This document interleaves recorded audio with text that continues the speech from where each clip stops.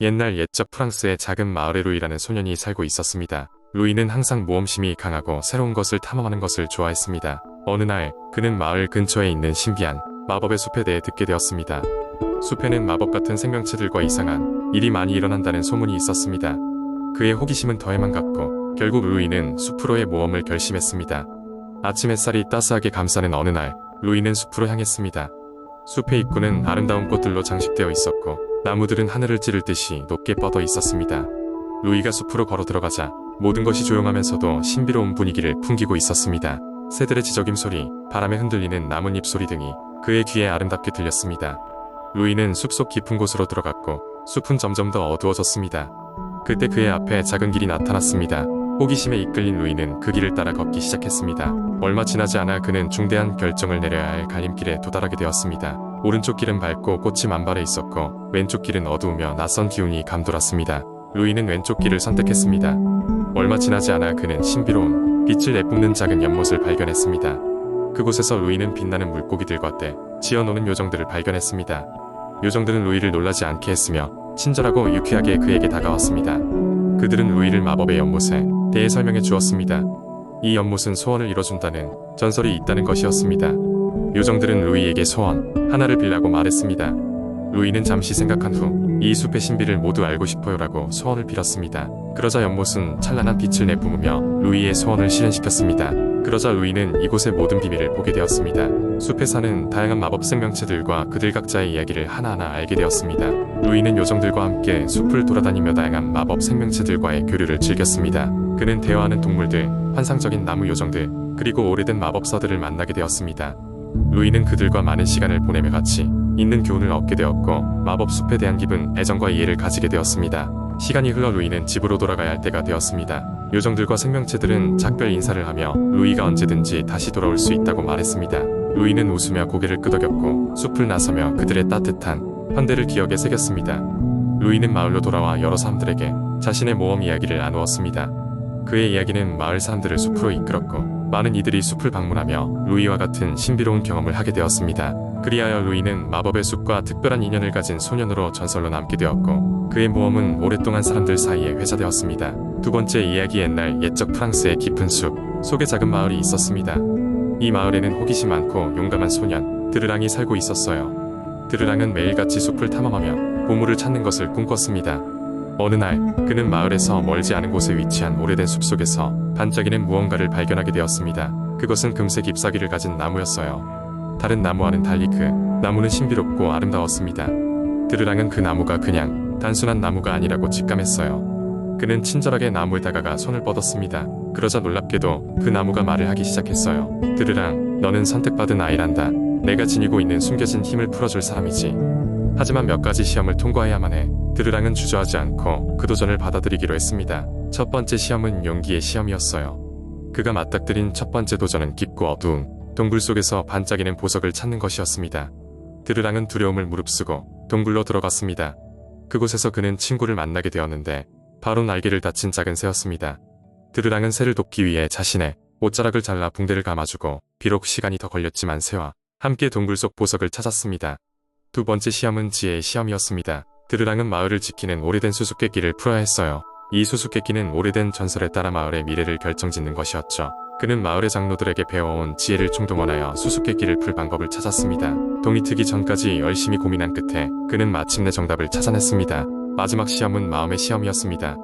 마법의 나무는 그에게 절친한 친구들이 어려움에 처했을 때 누가 가장 먼저 도움을 줄 것인지를 결정하게 했어요. 드르랑은 어려운 상황 속에서도 자신의 양심에 따르기로 결심했습니다. 그는 늘 자신의 이익보다는 친구와 마을 사람들을 먼저 생각했습니다. 드르랑이 모든 시험을 통과하자 마법의 나무는 그에게 숲과 마을을 지킬 수 있는 특별한 힘을 부여했어요. 또한 드르랑의 마음속에는 언제 어디서나 자연과 교감할 수 있는 능력이 새겨졌습니다. 드르랑은 자신의 힘을 사용하여 자연재해로부터 마을을 보호하고 마을 사람들 사이의 평화와 조화를 가져다 주었습니다. 사람들은 드르랑의 용기와 지혜를 칭송했고 그는 결국 마을의 영웅으로 남게 되었습니다.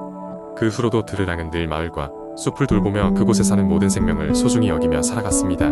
세 번째 이야기 옛날 옛적 프랑스의 울창한 숲속에 작은 마을에 본느가 있었습니다.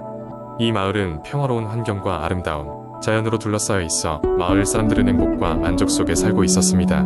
그러나 이 마을 주민들에게는 오래된 미신이 하나 있었습니다. 한 달에 한 번 보름달이 뜨는 밤이면 숲속에서 이상한 속삭임 소리가 들리며 그 소리를 듣는 자는 결코 돌아오지 않는다는 것이었습니다.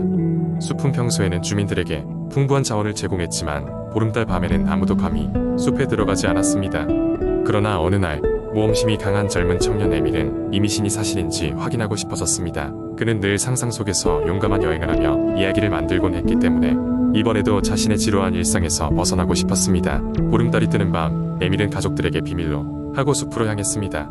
그는 촛불과 약간의 음식, 그리고 충성을 다하는 반려견 루피를 데리고 조심스럽게 숲으로 걸어 들어갔습니다. 숲속으로 깊이 들어갈수록 그는 자신이 듣던 미스터리한 속삭임 소리를 듣기 시작했습니다. 마치 바람이 나무 사이를 헤집고 지나가며 속삭이는 것 같았습니다. 소리는 점점 커졌고 에밀은 잠시 주저했지만 호기심을 이기지 못하고 계속 걸어갔습니다. 그러던 중 그는 울창한 나무들 사이로 빠르게 움직이는 무언가를 보았습니다. 그것은 아름답고 웅장한 하얀 사슴이었습니다. 사슴은 에밀을 보자 그에게 다가오더니 마치 길을 안내하는 것처럼 앞장서서 가기 시작했습니다. 호기심이 더욱 커진 에밀은 사슴을 따라갔습니다. 사슴은 에밀을 숲의 깊은 곳에 있는 신비로운 연못으로 데려갔습니다. 연못에는 은빛 물이 흐르고 있었으며 물결은 달빛에 반사되어 신비로운 분위기를 만들어냈습니다. 그곳에서 사슴은 사람의 목소리로 말하기 시작했습니다. 용감한 에밀아, 내가 이곳에 온 것은 나에게 큰 기쁨이다. 나는 이 숲을 지키는 정령이자 바람의 속삭임으로 잘 알려진 존재이다. 너에게는 진짜 이야기를 들려주고자 한다. 사슴은 마을 미신의 진실을 밝혔습니다. 오랫동안 이 숲은 사악한 마법사의 저주 아래 있었고 바람의 속삭임은 저주받은 영혼들의 목소리였던 것입니다. 마법사는 이 연못을 통해 마을 사람들의 행복과 자연의 질서를 깨뜨리려 했습니다. 그리고 그 마법사가 저주를 풀기 위해서는 단 한 사람, 진실되고 용감한 영혼이 필요했습니다. 에밀은 정령과 함께 저주를 풀기 위한 시험을 통과해야만 했습니다. 그는 지혜와 용기를 발휘하여 숲에 여러 도전과 장애물을 극복했습니다. 그리고 마침내 사슴의 안내로 신비한 보석을 발견했습니다. 그 보석은 숲의 중심부에 숨겨진 힘의 원천이었습니다.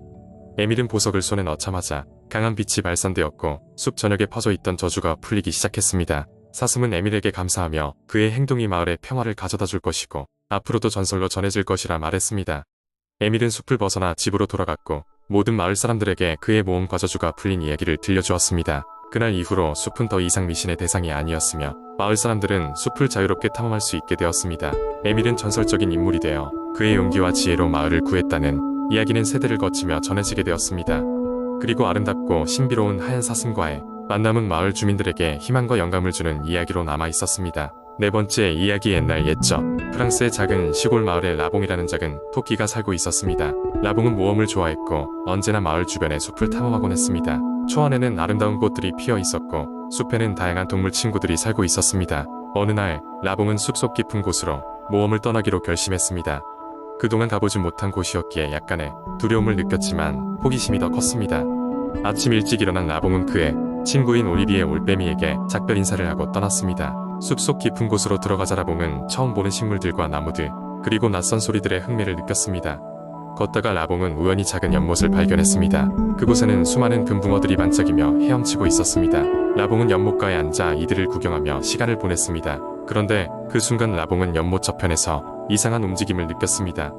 그것은 꼬마 요정이었습니다. 이 요정은 마법의 힘을 가지고 있었고 라봉에게 다가오더니 물었습니다. 안녕, 작은 토끼야. 왜 이런 깊은 숲까지 온 거니?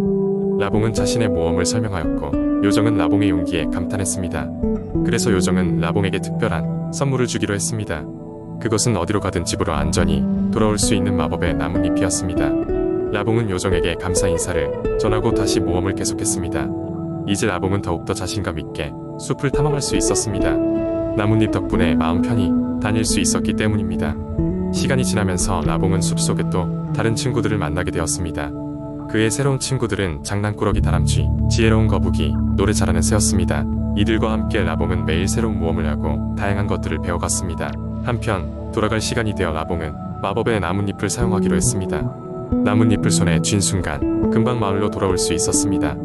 라봉은 마을에서 기다리고 있던 올리비에 올빼미에게 자신의 모험 이야기를 들려주었습니다. 올리비에 올빼미는 라봉의 이야기에 귀를 기울이며 큰 소리를 내며 웃었습니다. 그 고요한 마을에서 라봉의 모험 이야기는 오랫동안 회자되었습니다. 그리고 라봉은 시간이 흘러도 새로운 모험을 떠나며 자신의 이야기를 계속 써내려갔습니다. 이것이 용감한 토끼 라봉의 이야기였습니다. 그리고 그의 모험심 덕분에 마을은 항상 활기차고 숲속 친구들과의 추억은 계속 이어졌습니다. 이야기는 이렇게 끝이 납니다. 그러나 라봉의 모험은 끝이 없었습니다.